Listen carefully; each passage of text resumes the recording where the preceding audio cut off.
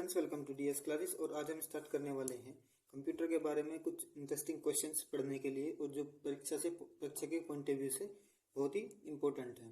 तो हम set 1 set 2 करके मतलब कंप्यूटर के जितने भी क्वेश्चन बन सकते हैं हम सारे के सारे देखते हैं। तो पहले है इसमें, भारत में कंप्यूटर के जनक कौन है? भारत में कंप्यूटर के जनक कौन है? तो ये ऑप्शन नंबर सी हो जाएगा, रंगस्वामी। क्या हो जाएगा? रंगस्वामी नरसिम्हा जी। ऑप्शन नंबर सी इसका राइट आंसर हो जाएगा। रंगस्वामी नरसिम्हा जी भारत में कंप्यूटर के जनक माने जाते हैं। नेक्स्ट हमारे पास कंप्यूटर दिवस मनाया जाता है। कंप्यूटर दिवस किस दिन मनाया जाता है? किस दिन मनाया जाता है? देखो जरा, कंप्यूटर दिवस किस दिन मनाया जाता है? तो ऑप्शन नंबर बी, 2 दिसंबर को मनाया जाता है। कब मनाया जाता है? 2 दिसंबर को मनाया जाता है। नेक्स्ट हमारे पास कंप्यूटर माउस का आविष्कार, कंप्यूटर माउस का आविष्कार किसने किया था? बताओ, कंप्यूटर माउस का आविष्कार किसने किया था? कंप्यूटर माउस का आविष्कार किसने किया था? यूपी ट्रिपल एससी 2016 में भी ये क्वेश्चन पूछा गया था। कंप्यूटर माउस का आविष्कार किसने किया गया था? तो ऑप्शन नंबर ए इसका राइट आंसर हो जाएगा, डगलस एंगले बर्ट ने। किसने किया था? डगलस एंगले बर्ट इसका राइट आंसर हो जाएगा। डगले एंगले बर्ट इसका राइट आंसर हो जाएगा। नेक्स्ट है मेरे पास कंप्यूटर के जन्मदाता, कंप्यूटर के जन्मदाता कौन है? कंप्यूटर के जन्मदाता कौन है भाई? तो ऑप्शन हो जाएगा इसका, चार्ल्स बेबेज को जन्मदाता इसका कहा जाता है। कंप्यूटर के जन्मदाता चार्ल्स बेबेज को कहा जाता है। और भारत में कंप्यूटर जनक, मतलब भारत में किसने कंप्यूटर के जनक किसको कहा जाता है? रंगस्वामी नरसिम्हा को। ठीक है। और कंप्यूटर का जन्मदाता चार्ल्स बेबेज को कहा जाता है। कंफ्यूज बिल्कुल नहीं होना है। नेक्स्ट हमारे पास पहली सीडी के कंप्यूटर में का प्रयोग किया जाता है। इनमें से किसका प्रयोग किया जाता है पहली सीडी के कंप्यूटर में? पहली सीडी के कंप्यूटर में किसका प्रयोग किया जाता है? तो ये किया जाता है निर्वात नलिकाओं का, वैक्यूम ट्यूब का किया जाता है। किसका किया जाता था? निर्वात वैक्यूम यानी वैक्यूम ट्यूब का किया जाता है। किसका? निर्वात नलिकाओं का, यानी इसको बोलते हैं वैक्यूम ट्यूब। नेक्स्ट हमारे पास आपके कंप्यूटर को किस भाषा में निर्देश दिया जाता है? यानी आपके कंप्यूटर में निर्देश जो है वो किस भाषा में दिया जाता है? तो ऑप्शन नंबर बी इसका राइट आंसर हो जाएगा। ऑप्शन नंबर बी यानी मशीन इसका राइट आंसर है। आपके कंप्यूटर को निर्देश किस भाषा में दिया जाता है? मशीनी भाषा में। किसमें? मशीनी भाषा में। ठीक है। नेक्स्ट हमारे पास विंडोज क्या है? इनमें से विंडोज क्या है? तो विंडोज है एक प्रकार का ऑपरेटिंग सिस्टम है। विंडोज एक प्रकार का ऑपरेटिंग सिस्टम है। क्या है भाई? विंडोज एक प्रकार का ऑपरेटिंग सिस्टम है।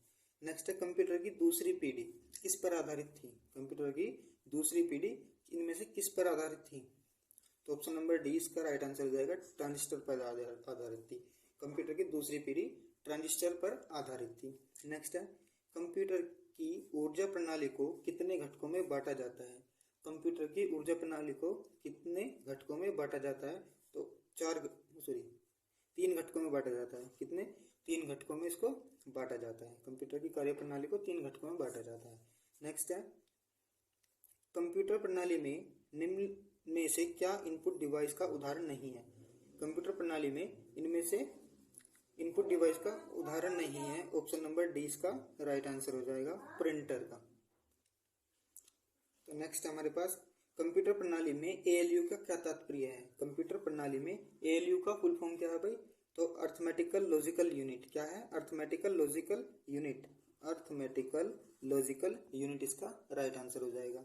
नेक्स्ट है टेम्पोररी मेमोरी कहलाती है। टेम्पोररी मेमोरी क्या कहलाती है? रैम कहलाती है।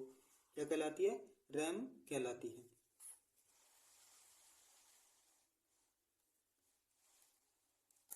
ठीक है भाई। नेक्स्ट है ऐसी सूचना जो कंप्यूटर सिस्टम में किसी बाहरी सोर्स से आती है। ऐसी सूचना जो कंप्यूटर सिस्टम में बाहरी सोर्स से आती है वह क्या कहलाती है? बाहरी सोर्स से जब आती है तो वह क्या कहलाती है? तो ऑप्शन नंबर बी इसका राइट आंसर हो जाएगा, इनपुट कहलाती है। क्या कहलाती है? इनपुट कहलाती है। नेक्स्ट है ASCII का विस्तृत रूप क्या है? ASCII का विस्तृत रूप क्या है? तो ऑप्शन नंबर डी इसका राइट आंसर हो जाएगा, American standard code for information interchange. American standard code for information interchange, ASCII का फुल फॉर्म है। नेक्स्ट हमारे पास कंप्यूटर प्रणाली में निम्न में से सबसे अधिक संग्रह क्षमता किसकी होती है? कंप्यूटर प्रणाली में सबसे अधिक संग्रह क्षमता किसकी होती है, भाई बताओ जरा। तो ऑप्शन नंबर सी इसका राइट आंसर हो जाएगा, टेराबाइट की होती है। टेराबाइट की सबसे अधिक क्षमता होती है। नेक्स्ट है, यह किसी भी कंप्यूटर सिस्टम का ब्रेन कहलाता है। किसी भी कंप्यूटर सिस्टम का ब्रेन क्या कहलाता है भाई? तो option number B CPU। CPU computer का ब्रेन होता है। नेक्स्ट हमारे पास नेक्स्ट क्या है? कंप्यूटर के अंतर्गत एक बाइट में कितने बिट होते हैं? एक बाइट में कितने बिट होते हैं? तो एक बाइट में 8 बिट होते हैं। कितने होते हैं?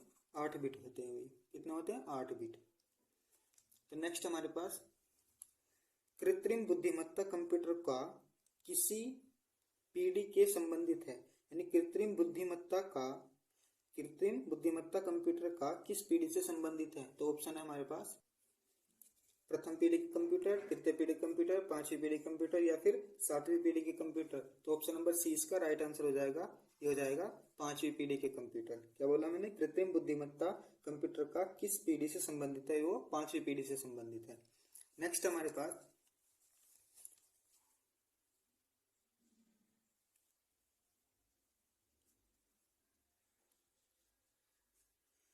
माइक्रो प्रोसेसर युक्त कंप्यूटर किस पीढ़ी के हैं? माइक्रो प्रोसेसर युक्त कंप्यूटर किस पीढ़ी के हैं? तो ऑप्शन नंबर सी इसका राइट आंसर रहेगा, चौथी पीढ़ी के। तो माइक्रो प्रोसेसर चौथी पीढ़ी के कंप्यूटर है।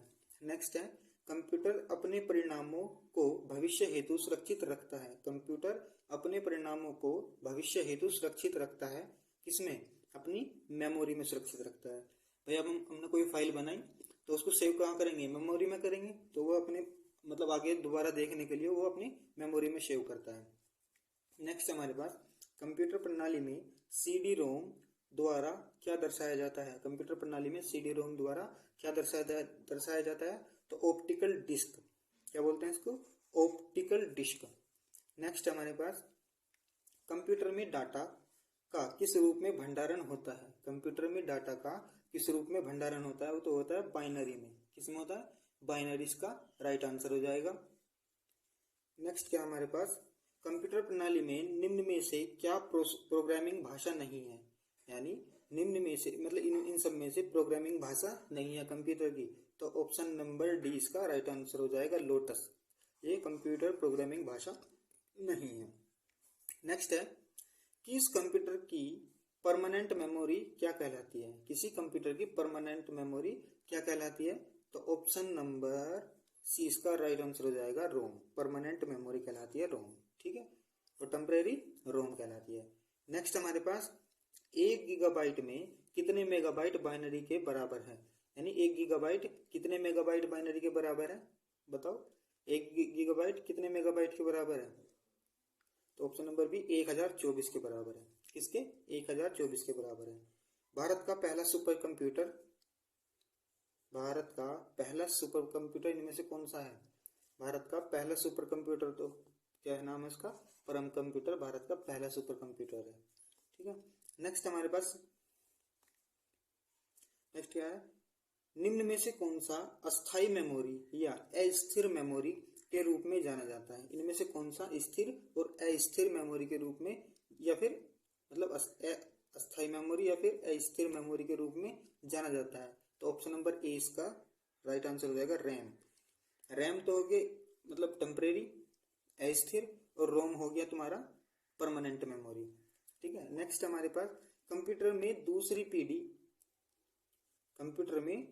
पीढ़ी किस दौरान देखी गई थी? इनमें से किसके दौरान देखी गई थी? कौन से सन के दौरान देखी गई थी? तो ऑप्शन नंबर सी इसका राइट आंसर हो जाएगा, 1956 से 62 के दौरान। किसके दौरान? 56 से 62 के दौरान देखी गई थी।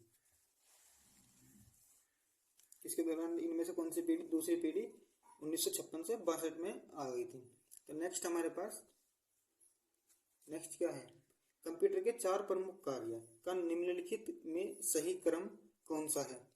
जिसमें ऑप्शन हमारे पास इनपुट, प्रोसेसर, आउटपुट या स्टोरेज। तो इसका जो राइट आंसर हो जाएगा ऑप्शन नंबर ए ही हो जाएगा। इनपुट, प्रोसेस, आउटपुट और स्टोरेज, बिल्कुल सही सीक्वेंस लगा हुआ है। तो नेक्स्ट हमारे पास डाटा ऑर्गेनाइजेशन में डाटा का सही आरोही क्रम क्या है। डाटा ऑर्गेनाइजेशन में डाटा का सही आरोही क्रम क्या है। तो क्या है, बिट के बाद बाइट आता है, बाइट का द फील्ड, रिकॉर्ड और फिर फाइल। तो ऑप्शन नंबर ए इसका राइट आंसर हो जाएगा। क्या हो जाएगा, बिट, बाइट, फील्ड और रिकॉर्ड। क्या होता है बताओ जरा, बिट, बाइट, फील्ड और रिकॉर्ड इसका राइट आंसर हो जाएगा भाई। चलो नेक्स्ट हमारे पास, नेक्स्ट क्या है, सीपीयू से क्या तात्पर्य है। सीपीयू का फुल फॉर्म क्या बताया था, वो तो सॉरी एएलयू का बताया था। अब आप बताओगे सीपीयू का फुल फॉर्म क्या है। सीपीयू का फुल फॉर्म क्या है, सेंट्रल प्रोसेसिंग यूनिट। क्या है, central processing unit. Central processing unit CPU की फुल फॉर्म है। और एएलयू की अर्थमेटिक लॉजिकल यूनिट इसका राइट आंसर हो जाएगा। इसका हो जाएगा right answer, central processing unit इसका राइट आंसर हो जाएगा।